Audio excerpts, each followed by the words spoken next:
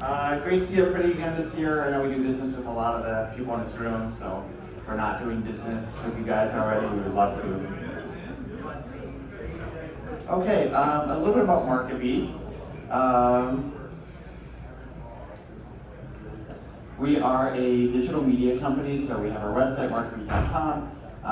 We have a giant email list. We have about 4.2 million people on our email list. We have a big SMS list, about 116,000 people. We have a push notifications list, about 700,000, 15 million people on our website every month.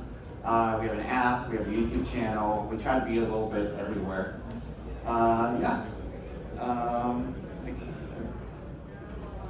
What else? We did about 30 million top line last year, mostly in promoting all of your guys' products and services. So for promoting your stuff, thank you for the business, and we would like more of it. We do have a premium product that we sell. It's research software called MarketBeat All Access, and that's a small part of our business, but like everything, we hope to grow it. Our team has 16 employees right now, hoping to grow that a little bit, but not too much this year. And we like to think of ourselves as everybody's top affiliate. So people that have great offers, that are great match with our list, we just want to send all the traffic and get you guys a bunch of customers. So like our friends over Behind the Markets had a New Year's sale, like at the end of last year. We sent them 2,800 new customers in a week. So that's kind of the scale that we can operate at when things are going really well. Our mission, like John said, we think there's about 15 million people in the space. We have 4.2 million on our list now, and we just want to go get the rest of them. So that's what we're trying to do this year, next year, and following. So today's topics, we are going to talk a little bit about the history of email. We're going to talk about the new rules that are coming down the pipe for Gmail and Yahoo, which we should all be paying attention to. We're going to talk about compliance with that stuff. We're going to talk about some different ways to improve email deliverability, and some more stuff related to that. Okay, a brief history of email. Okay, so in 1971, first email was sent. So we are like 50 years into email now. 93, AOL launched their email client. In 1996-97, Yahoo and Hotmail launched their email client. Gmail launched in 2004. In 2009, the Wall Street Journal said that email is dead. 2013, we all freaked out when Google launched their promotions tab, and then they put us on a promotions tab, and it turned out that wasn't that big of a deal. In 2015, Inc. magazine said email is dead again, so email died for the second time. 2018, GDPR went into effect, and we all freaked out again, but it kind of turned out to be fine. 2021, we had email's 50th birthday. 2021, also Apple kind of killed the ability to accurately track opens, which we all freaked out about, but then turned out to be fine. And in 2023, there are a bunch of new rules coming into effect for bulk senders, which is all of us, and we're all freaking out about it, but it will all be fine. And then I'm sure somebody next year or this year will declare email to be dead yet again. So that is the history of email. Okay, the new rules for 2024. So both Yahoo and Gmail are changing the rules for bulk email senders. They define that as anybody that sends more than 5,000 emails a day. So anybody that has a list in this room, that's probably you. So what they've kind of said is that these rules are going to go into effect in February, and they're really going to start to enforce them hard in April, and then kind of slowly ramp up enforcement over time. So they've said they're going to start maybe rejecting 10 or 20% of traffic that's not compliant, and then ratchet that up so people kind of get the message and are compliant. So they're just going to bounce more messages. They're going to put more messages in the spam folder if you don't kind of do the things that they would like us to do. Okay, the first thing that they're going to require is what's called the list unsubscribe header. So on many newsletters you're on, like if you have a Gmail account, I think there'll be a big unsubscribe link in the top now. That's what that is. And there's actually like 3 different ways to do this. And it's very unclear, like, different ESPs will accept like different types of list unsubscribe headers. Because like the best case scenario, you have a link, and then like they will go to your website and click the unsubscribe button, and then even after they unsubscribe, you can promote them something else. Like that's the best kind of way to do it. in my mind, because there's a monetization opportunity there. There's only Gmail accepts the hyperlink version of that, but then Yahoo and Hotmail, Microsoft, they require you to send an email to some address to unsubscribe people.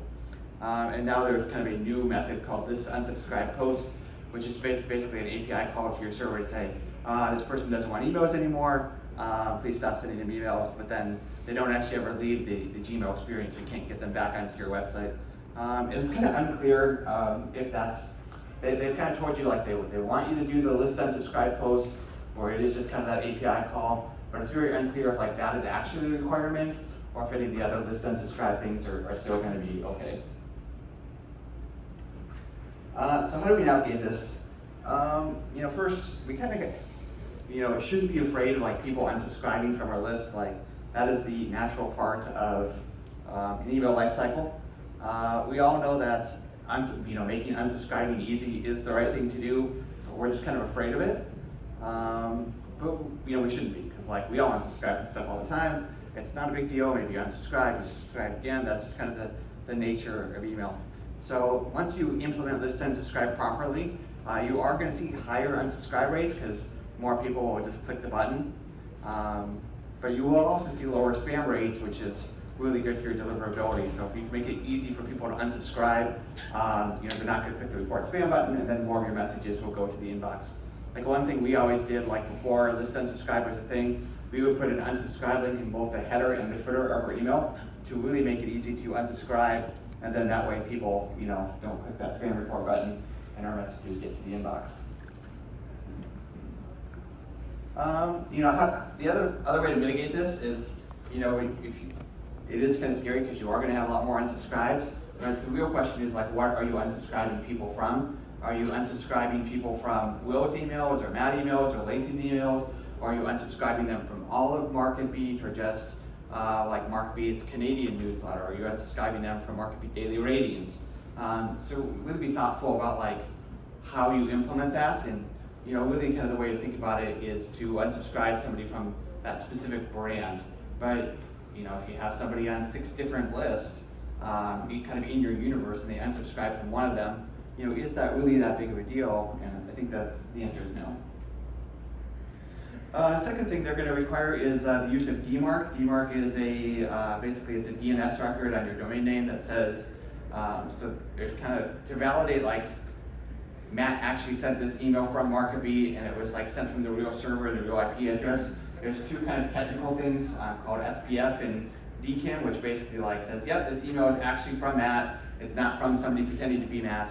And DMARC is, those have been kind of in place forever. I'm sure you all have it on your domains. But DMARC is kind of the new thing that tells ESPs what to do, if an email fails, kind of SPF and DKIM authentication.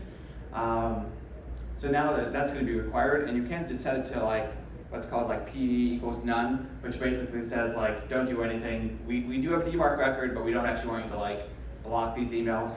DMARC really comes into play for banks and financial institutions where people are trying to impersonate their email all the time. So they will set a really high DMARC enforcement rate. So basically any email that isn't valid, they'll reject, because obviously if you're Bank of America, you don't want people pretending to be you. But if you're MarketBeat, maybe it doesn't matter as much. So they want you to have that in place. It's really easy to do. It'll take all 5 minutes to do.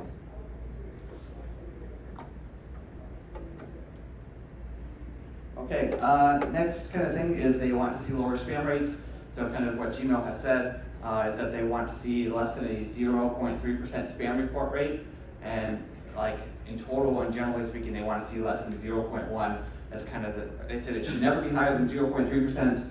And then some of the time, as a general rule, it shouldn't be higher than 0.1%. So if you don't know what your Gmail spam rates are, you can set up an account in Gmail Postmaster Tools, and then they will tell you what they are, and then you can monitor it and kind of impact it. Okay, what's next? So yeah, check it. If your numbers are higher than that, you should really address that as soon as you can, because if your spam rate stays above kind of that threshold for a long period of time, you're going to see worse deliverability, and obviously we can't sell people anything if your messages aren't getting to them. So the way to do this is, 1, do the list unsubscribe header, to make your unsubscribe links really easy to find. So header and footer. Then if somebody clicks the report spam button, like Gmail doesn't like send these back to your ESP, but the other ESPs do. So if somebody clicks that report spam button, you just want to unsubscribe them immediately and take them off all your list. Then one thing we do is like we keep a database of people that click report spam, and then if somebody's clicked that button like more than 3 times in a year, we just don't let them sign back up because we know if they're going to click that button again. The other thing is don't email your inactive users very often. So we email like our 30-day actives like daily as a general rule. If you haven't opened in 30 days, but maybe you opened in 90 days, we'll send an email once a week. And then if you haven't opened in 90 days, that might be once every other week, once a month. People don't like to, I don't know, the people that like aren't opening your emails, like when they do open them, they're more likely to click that report spam button. And that's just kind of a general good rule for email in general is you want to email your more active people more often, your less active people less often, and that'd be great. Yeah, the other thing is like we're all buying traffic from lots of places, and we all know that some places are more reputable than others. So you want to track your like open rates and your click-through rates and your unsubscribe rates and your spam report rates by source.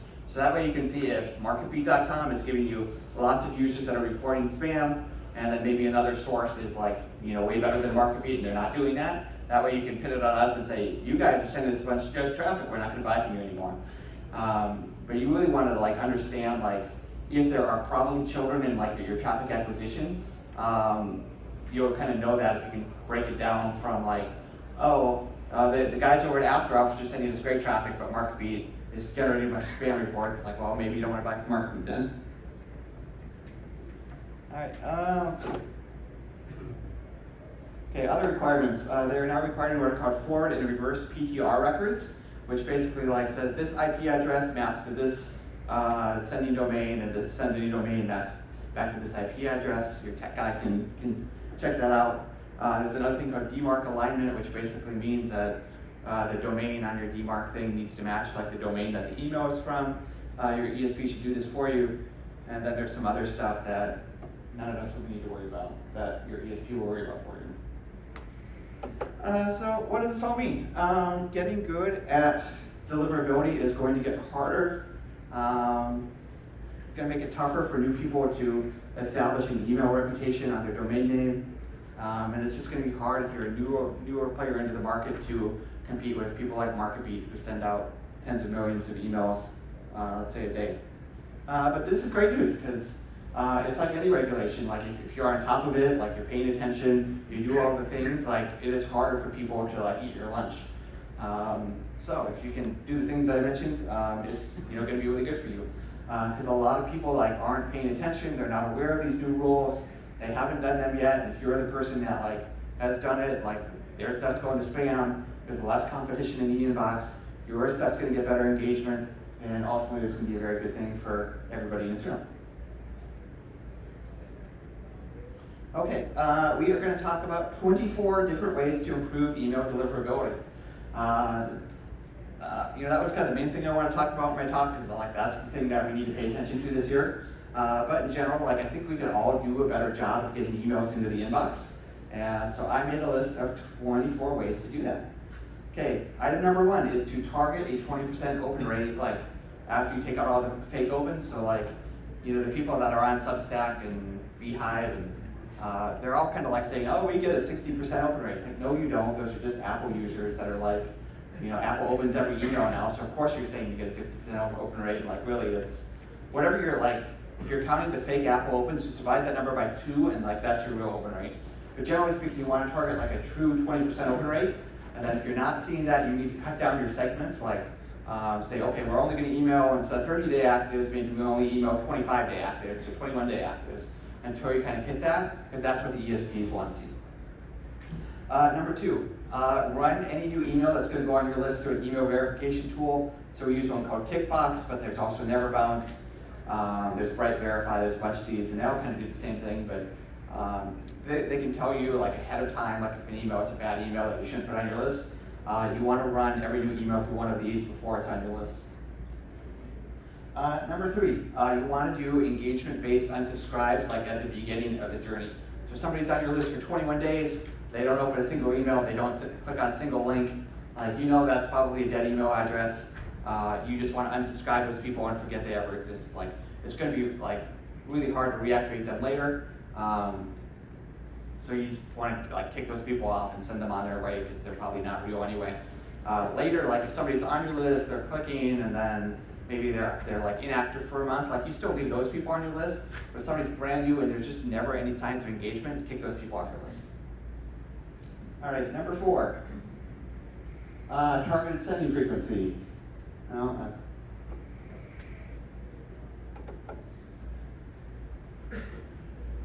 Yeah, I talked about this. You want to send kind of your 30-day actives daily, 30 to 90 days weekly, and less than that every now and then, just try to reactivate them. Number 5, if somebody's email bounces, a spam report, it comes back as an invalid email, just kick those people off your list right away. Number 6, don't count the fake Apple opens from your list.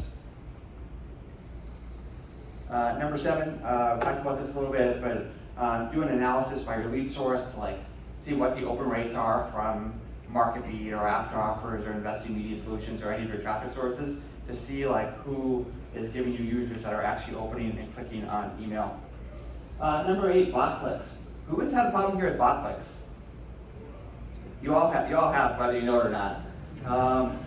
So the way that you get rid of bot clickers is to put your click tracking domain in Cloudflare, and then you can set what's called a page rule on Cloudflare that will like track all the traffic that goes through your click thing, and then you can set up captchas for like, oh well, you know, like we get 40,000 like clicks a day from like Microsoft Azure, and like you know they're bots, right? And then you set up a captcha for those users like based off their ESP, and then like if they don't get through the captcha, like then you know they're probably like not a real person. And it's not even like a type these letters in, nobody can read captcha. It's just a, is this a real browser? Then if it is, it will redirect you.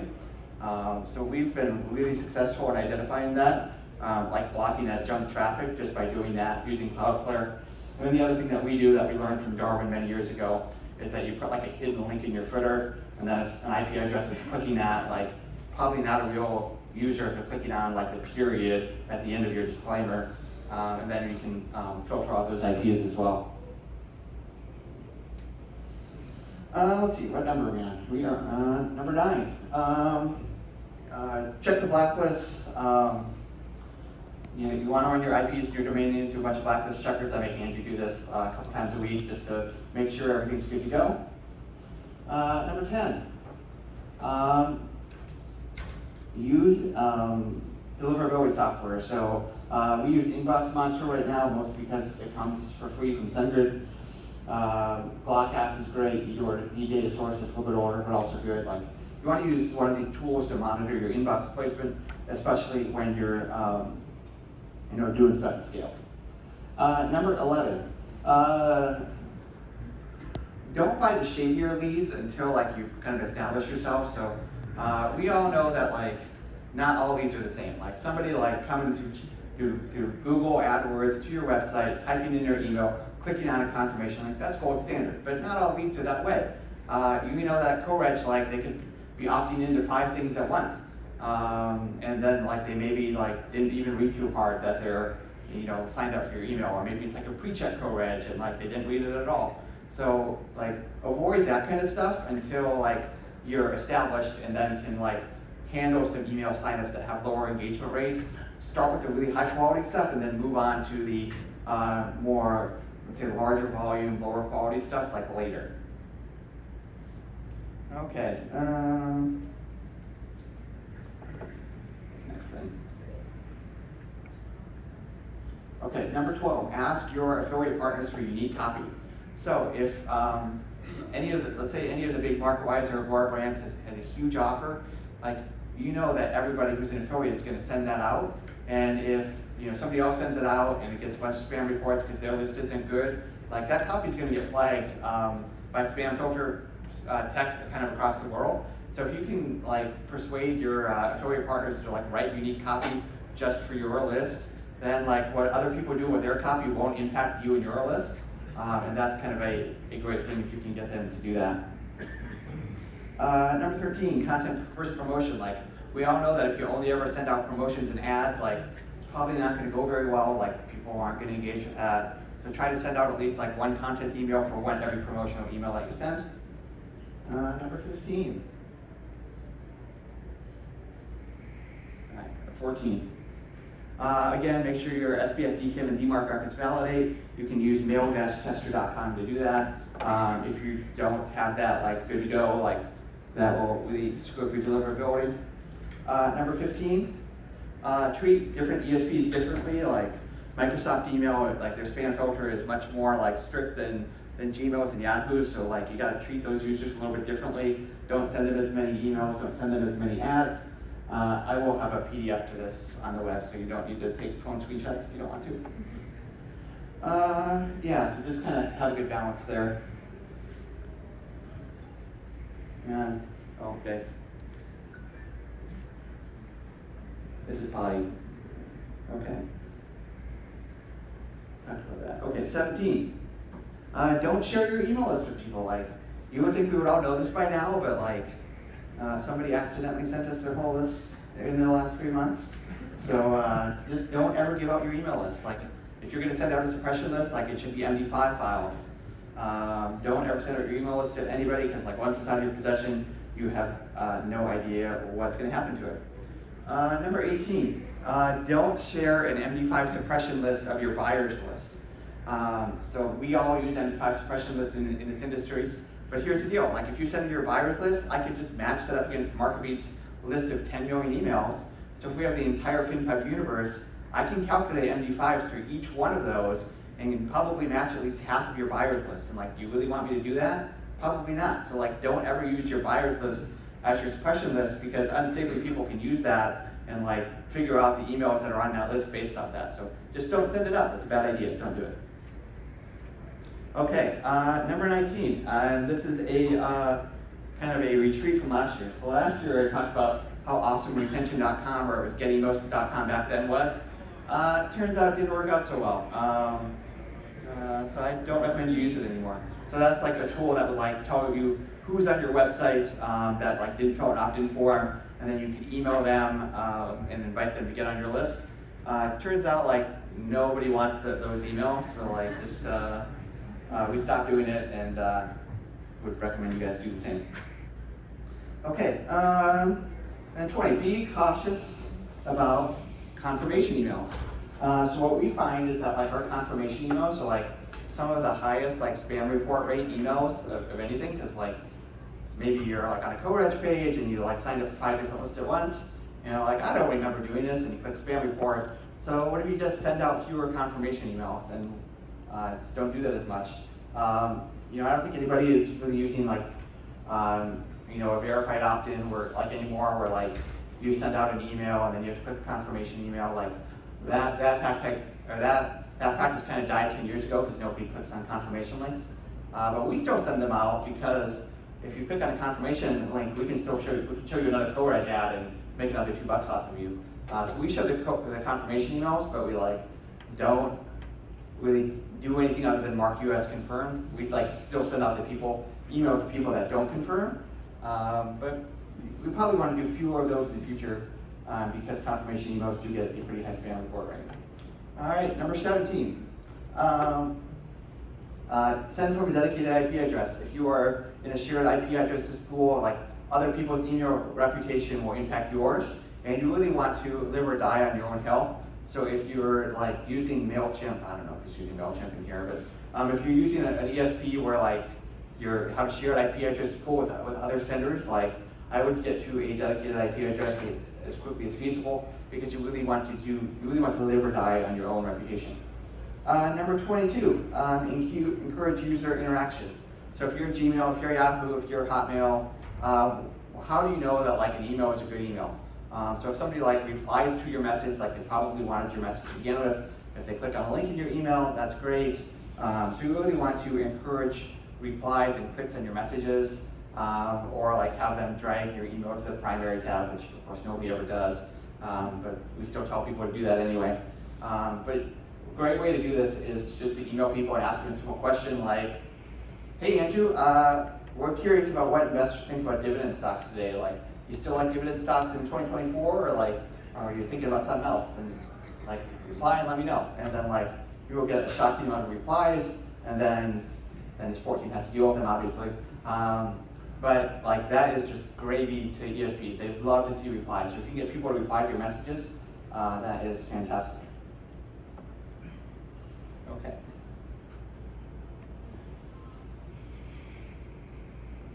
Oh, yeah, send engagement bait. Yeah. That's basically the same thing. Okay. 24. If you're really struggling and you don't know what you're doing, hire a consultant. We pay a consultant like $8,000 a month at SendGrid to keep an eye on our email stuff and like make sure we're getting delivered, or if there's a problem, like they keep an eye on it for us. So like, if you're a big company, if you're FinPub with 100 people, like you should have a deliverability consultant that just watches your email and like tells you like, oh, if your numbers aren't good here, you should, or like this category of email is problematic, you should try to fix it. They're really valuable. So like Inbox Monster has email consultants, smtp.com does, SendGrid does, and these people are worth their weight in gold if you are sending a lot of email and it's not getting where it needs to go. That's 24. Key takeaways. Financial publishing is an email-driven business. It has been since 2008. We stopped sending out postcards and mailers and lumpy mail. That just doesn't really happen anymore. It's all through email. It's a little bit through SMS. It's a little bit through the web, but this is an email-driven business, and we need to kind of give email the love and attention it deserves, especially from a technical deliverability standpoint. Like, I mean, if half of your emails go into spam and you get that up to like 90% of the inbox, like that is a game changer for your business. So we need to pay attention to this stuff. The more emails that make it into people's inboxes, the more people that are going to click, the more people that are going to buy. Good deliverability equals more revenue, and I really think we all just need to get good at email deliverability. And so just get good at this stuff. Okay, last slide. Kind of 3 things, takeaways. If you want to download this presentation, it's markb.com/2024.pdf. We'll leave that link up for, I'll say, the next 2 weeks, but Sheila left last year's presentation up until like 3 weeks ago before I deleted it, so I'm probably not going to remember to delete it, so markb.com/2024.pdf. I did write a book about email marketing called Email Marketing Demystified. It's on Amazon, it's on its 3rd edition. Feel free to grab that. If you have like a new junior person that just joined your company, they don't know anything about email and they need to learn about email, feel free to give them a copy of that book. It costs 99 cents on Kindle, so you can check that out. And then if you want to buy leads from us, go talk to Will. That's Will. He is our kind of affiliate manager person. So if you're not buying leads from us and you'd like to, go talk to Will. We have a media kit at marketb.com/advertising, so you can check that out as well. That's what I have. I know it's going to be about lunch, but I'm guessing we have time for a couple questions, if you have any. Can you elaborate why retention.com is such a fail, or that type of model? Yeah, well, like, we got people to convert to the list and then they just never bought anything, is what it amounts to. And like the number of complaints on like those emails, like, I never gave you my email, how did you get my email? Like a lot of that, so. It's had a lot of promise when we first tried it, and then it just went downhill really quickly. When you create a new list or a new newsletter, how do you like warm it up and get the leads into it to get it to a point where you can start taking some of the coverage leads?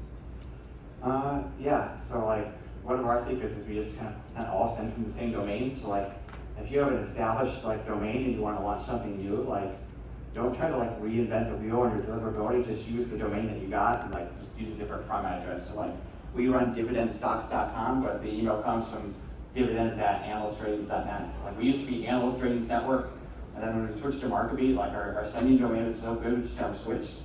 So like don't feel the need to like send from like all these different domains, just send from one. And then if you are like going to like start a brand new list on a brand new domain, like it's really important to like start slowly and ramp up. Because like if you go from like sending nothing to thousands of emails per day, and like you want to start with like 50 emails a day, and then 100, and then 150, and really ramp up over the course of a month or two, and then That will kind of show the nice ramp that ESPs really want to see. Have you done anything with brand identifiers? You mean like the picture thing? Icons, yeah. Yeah, we did that. What are those called? Verified mark certificates, right? VMCs, yeah. So we did that, and we actually got rid of ours. So we found it like did really make an impact on deliverability, and then like no matter what, it would show the same picture for every email from a domain, and like we didn't really want it to do that because like if we send an email from dividend stocks from the same domain, like it's going to show the mark read icon, and we just didn't want it to do that.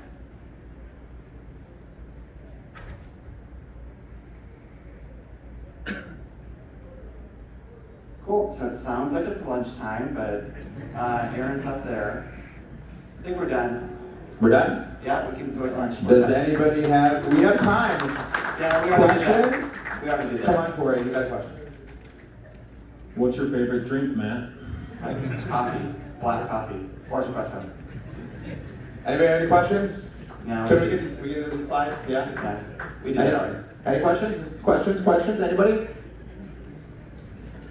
All right, break it for lunch. We'll get you back here at 1:15.